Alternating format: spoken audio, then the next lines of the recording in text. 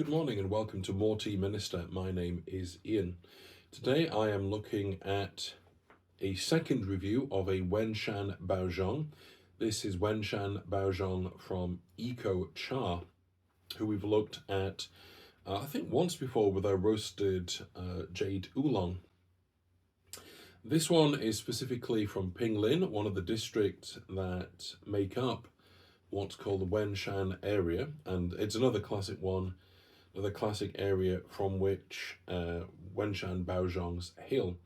This is another in our Qingxin Files series, so on the Qingxin Files playlist, and so this is a second one that's used making the Qingxin or Green Heart cultivar, the most commonly used one in Taiwan. So we're going to have a closer look at the packaging externally, the packaging internally, that's very brief, and then we'll look at the tea inside that. Then we'll have a Western Brewing and a Gongfu Brewing, and then maybe we can just wrap the video up after that. So, see you soon. Hello again, welcome to part 2 of our video. We're looking at the external packaging of Eco Cha's Wenshan Baozhong. For those who haven't seen our earlier video, the Chinese characters down the side spells out a taste of tea, and I haven't yet looked at the ones underneath Wenshan Baozhong, but I've been doing this for a very, very short amount of time, but I recognize a symbol there for Shan or mountain, so I'm going to assume that says Wenshan, perhaps Wenshan Baozhong. Hopefully you can tell that the packaging is a navy blue. It's not actually black, but without a great deal of lighting, it comes out as black. That's not the fault of the packaging, it's just my camera setup. So we have details-wise, a very short flavour profile, whole leaf tea, the weight down at the bottom of 38 grams. This is actually quite a large package, it's one of their larger ones. And under normal circumstances, you might expect this to be holding 75, if not 150 grams. But because of the nature of a Baozhong tea, you can't get anywhere near as much for this kind of volume. So let's turn this over and see what other information we have. We've got more tasting notes there. It's machine harvested in small batches. It's from Pinglin. It's from spring 2025. And we have the brewing parameters there. Turn it over. We've got a repeat of, we've got their motif, and then we turn it over once again, and we've got some further information, make sure you can see it properly, about Eco Cha themselves. So we're going to pause for a moment, and then we're going to take a very quick look at the internal packaging, then we'll take a look at the tea. So back in a mo. So here we are taking a look at the internal packaging from Eco Cha's Wenshan Baozhong. I'm sorry for the glare at the top of the screen there on the foil packaging, but it's the only way I could illuminate the label. So you can see that once again it matches the external label. It's a navy blue. The packaging itself is sealed, but it hasn't been vacuum packed too heavily. The reason being is you would simply crush the leaves inside and you'd be left with fragments at best and a lot of dust, just because of the nature of Baozhongs. So there we go, taking a very quick look at the internal packaging. Now let's take a look at the tea. Hello again. Here we are looking at the tea inside the packaging from Eco Cha.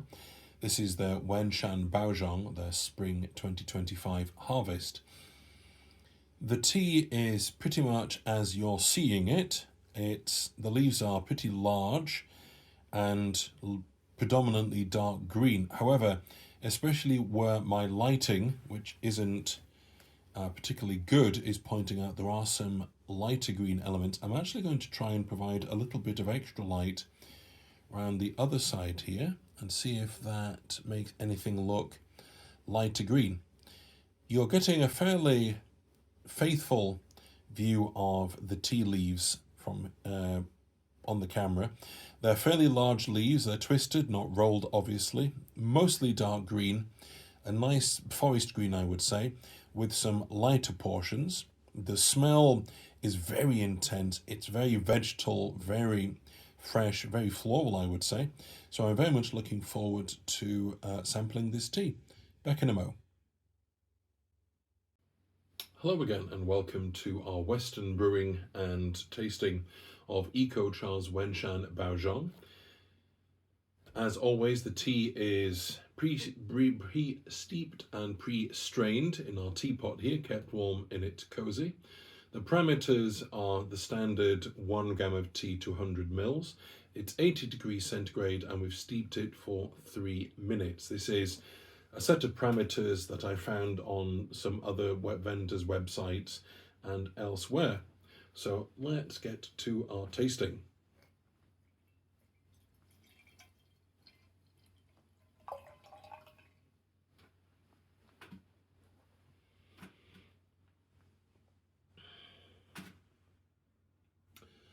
That's a lovely colour. That is pretty much what you're getting, more yellow with a hint of green, I would say.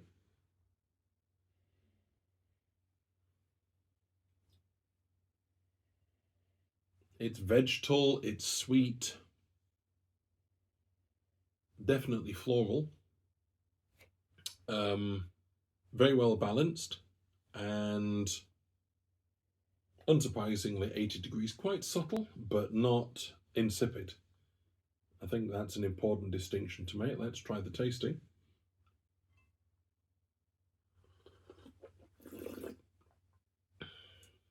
Very smooth. Smooth. More intense on the flavour than the smell, the smell. Vegetal, sweet, slightly herbal, very floral,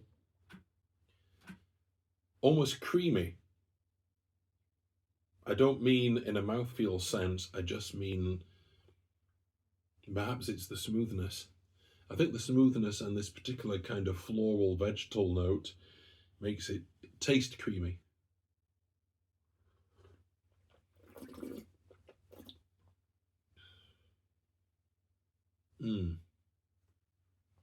Flavour's still lingering.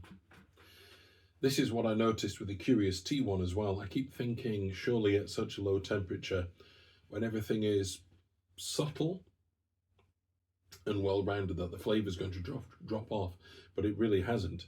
I'm very curious to know how this will undergo Gongfu brewing as well when it's a slightly higher temperature. So let me finish this mouthful because it's really good.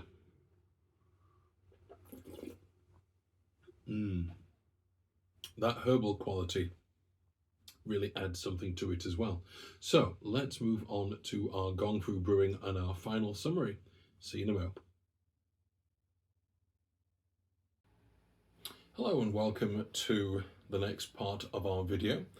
I think this is 3B, is that right? I think it's 3B, where we are going to do a Gongfu brewing of the Wenshan Baozhong from Eco Cha. The brewing parameters, the water's at 85 degrees centigrade. We're using our small gaiwan, so it's going to be 50 mils of water. We're going to be using 3 grams of tea, and everything else is as per normal. I'm going to be using my tablet again just to keep the steepings at the right time. I learned a lesson from the previous Baozhong, which is the steepings can be a little longer than you might expect. So I'm actually very tempted to start at the very least at 25, perhaps even 30, and see where that gets us. Everything is therefore ready to go. So at the very least, we'll give it 25, if not 30.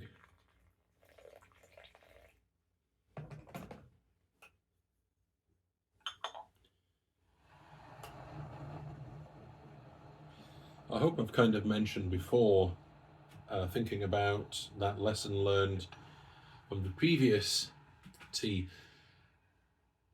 I do these videos for my own information as much as for anybody else's. So let's take that to 30.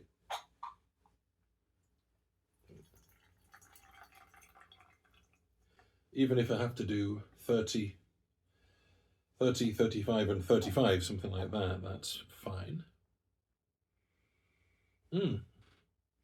Almost a grassy green note. Something so sweet it's almost biscuity. That's very interesting. Very fresh. Colour-wise, that sort of pale gold yellow colour again, reddish tinge. I sometimes wonder whether that's coming from the tablecloth or from me, but that's how it is. It's more of a gold than a straight up yellow.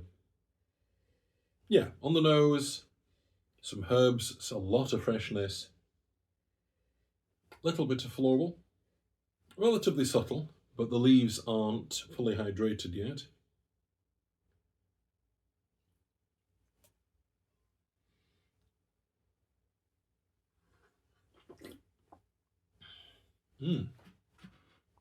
There's some body to that. Herbal, very fresh, very vegetal. Flavours lingering. Sorry for that noise.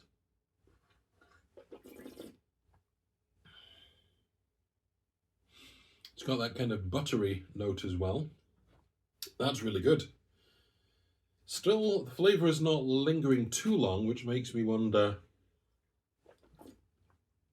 whether 35, if not a bit more, is going to be the sweet spot. So the next one we will do, definitely keep going upwards, and we'll see where 35 gets us.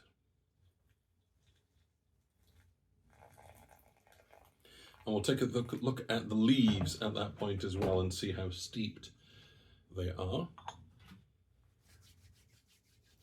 So yes, the whole point of this channel is to give me a way to learn, to give me a kind of focus so that I'm not just randomly getting all kinds of different teas. I'm not sure I would be able to learn anything, but if I can do it piecemeal, like this, then I can learn, and hopefully it can be a journey of discovery for viewers as well, even if it's only on the how not to do it lesson of life, which is still still an important lesson. Very fresh. The butter's there, the herbs are there, the freshness is there, a little bit of floral, but huge amounts of freshness.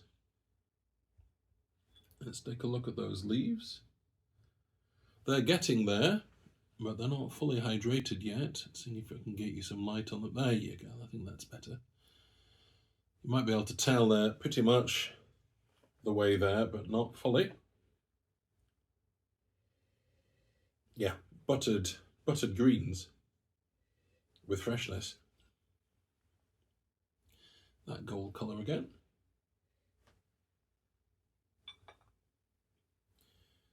Huge amounts of freshness.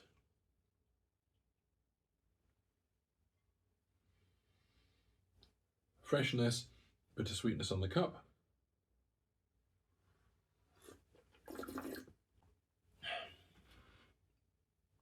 Now the floral has kicked in. There's butteriness, there's a vegetal note, lots of sweetness, and the floral quality has come in as well.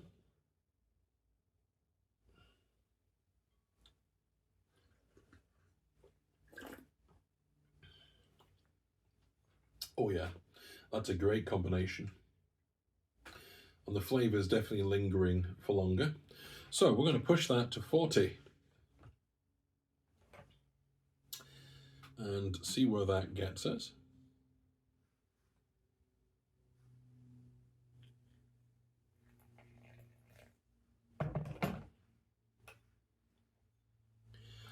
That was the other good thing about not doing the two Wenshan Baozhongs from different vents at the same time. They haven't gone to the same parameters. So it wouldn't be fair to put them side by side, even if I'd wanted to.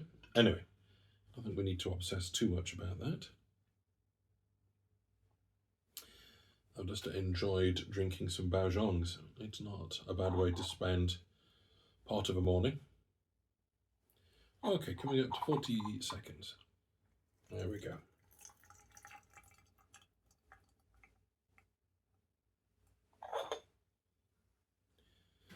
Turn that off as well.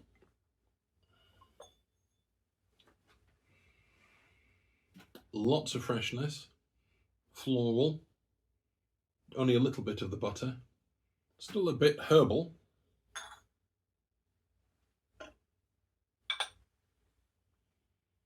Oh, that's a very intense gold colour, isn't it? Vegetal, flowers, and a lot of freshness.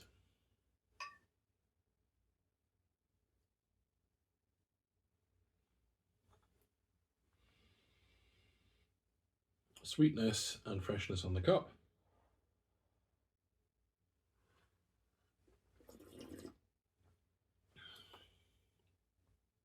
Ooh, that's really smooth. The vegetal note and the freshness and the florals are very harmonious. They're very well balanced. Flavour is lingering. And funnily enough, it's that there isn't much butteriness left in that one, but that is what's lingering on the palate. I noticed that with the previous Wenshan Baozhong, it's the butteriness that seems to linger on the palate.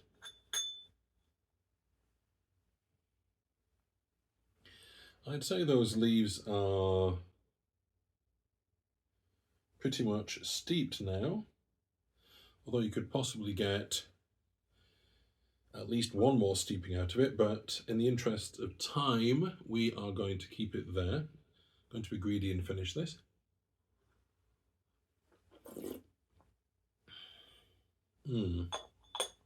That's really good. So what are we going to say about this tea in summary? I think we can say that freshness and floral are going to be the kind of key attributes of the Qingshin cultivar from what I've seen so far. I've got a couple more Baozhongs to review and we'll see if that's what comes across there. That butteriness is also very welcome. It makes it very smooth, very rich, very satisfying, and the flavour is still lingering, so it's not dropping off. Once again, I'm glad I started with a Baozhong just to see what the tea can do.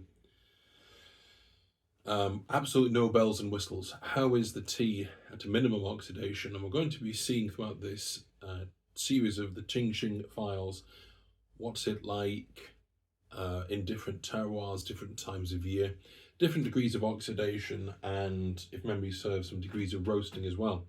But this is just the cultivar as it is to see what it can do, and I think it shone again.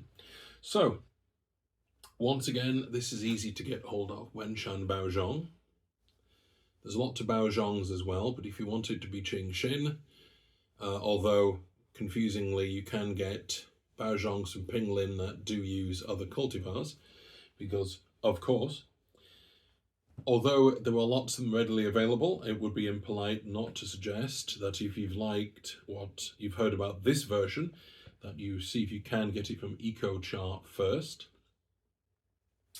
It's easy to brew because we've learnt our lesson and we've upped the time on the steepings, so it's a hearty recommendation. It's 3 out of 3. You may have perceived some differences between the Wenshan Baozhongs and the other Baozhongs, and perhaps something has appealed to you more than a different one, but a hearty recommendation on all 3 fronts nonetheless. So happy steeping and God bless.